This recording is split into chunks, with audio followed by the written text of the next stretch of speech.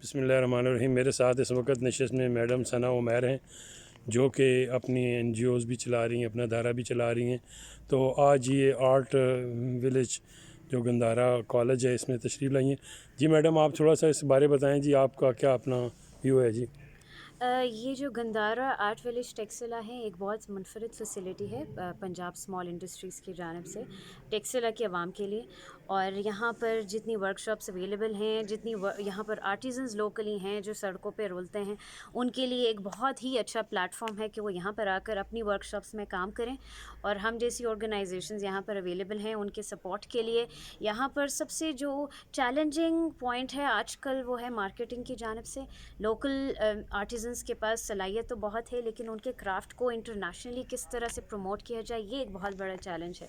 तो हमारा काम यही है कि हम उनको प्रमोट करें, not just locally, even internationally. जो डेलीगेशंस आते हैं उनको यहाँ पर लेकर आएँ, यहाँ पर कोई ट्रेनिंग वर्कशॉप्स भी कंडक्ट की जाएँ और एग्जिबिशंस भी कंडक्ट हों, ताकि सिर्फ लोकली नहीं, इंटरनेशनल कम्युनिटी तक भी इन आर्टिजन्स की सलाहियत पहुँचे और हमारा जो लोकल मार्केट है वो इंटरनेशनली भी सेल भी हो और प्रमोशन भी हो उनकी। मैडम, ये देखा गया है वो लोग बाहर रोड पर हैं, वहाँ से लोग आते हैं, वो अपने देते हैं इनको ऑर्डर, ये तैयार करके उनको फ़रोख्त करते हैं। लेकिन जब ये लोग यहाँ आए तो अब इसके लिए जब तक हुकूमत इनकी सरपरस्ती नहीं करेगी, इनसे आगे पीछे माल बिकने की सूरत हाल नहीं बन रही है ना। उस बारे क्या सूरत हाल हुई है जी? देखिए, हुकूमत की ज़िम्मेदारी तो यही है कि वो एक फैसिलिटी बनाए। उसको अब चलाना कैसे है, वो सिर्फ अकेले हुकूमत का काम नहीं है। उसमें उसका तरीका यही है कि डिफरेंट ऑर्गेनाइजेशंस, जैसे मैंने पहले भी जिक्र किया, जैसे TDAP हो गया, ट्रेड डेवलपमेंट अथॉरिटी हो गई, जिसमें पाकिस्तान टूरिज़्म सेक्टर के भी लोग हो गए, इन सब को एक पैनल पे आना पड़ेगा और जो लोकल आर्टिजन्स हैं उनको काम को उसकी मार्केटिंग इफेक्टिवली करनी पड़ेगी। जो 4 Ps हैं, जिसमें प्रोडक्ट, उसकी प्राइसिंग, उसकी प्रमोशन, उसकी प्लेसमेंट, इसके लिए जो हैंडीक्राफ्ट एसोसिएशन ऑफ पाकिस्तान है उनको भी इंगेज होना पड़ेगा और सबको मिलकर इन आर्टिजन्स के काम को प्रमोट करना पड़ेगा, ताकि उनके लिए इसका सेल पॉइंट भी आसान हो जाए।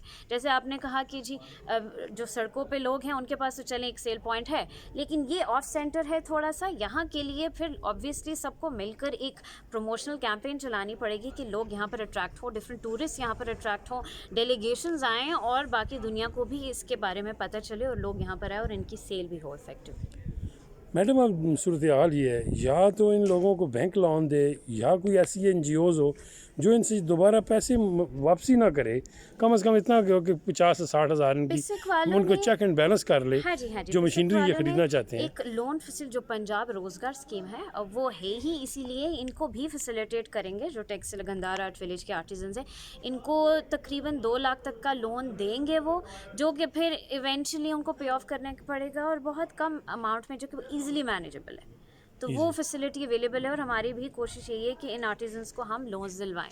लोन दिलवाएं, क्योंकि ये बहुत गरीब तबके से, इतने लो तबके से हैं कि इनके पास औजारों के भी लिए जो है ना वो पैसे नहीं हैं। बिल्कुल है। और यहाँ जो 3-4 हज़ार रुपये किराया इनका लिया जा रहा है, वो भी कुछ 1-2 साल तक तो फ्री इनको देना चाहिए ना। ये जो है, इसके बारे में जो पंजाब स्मॉल इंडस्ट्रीज़ है बिसिक वाले, वो बेहतर बनाएंगे। जब एक प्रॉपर प्लानिंग सिस्टम बनेगा उसके बाद ही ज़्यादा अब ज़ाहिर होगा, पता चलेगा। तो मैडम, आपका बहुत बहुत शुक्रिया। थैंक यू जी, मेहरबानी।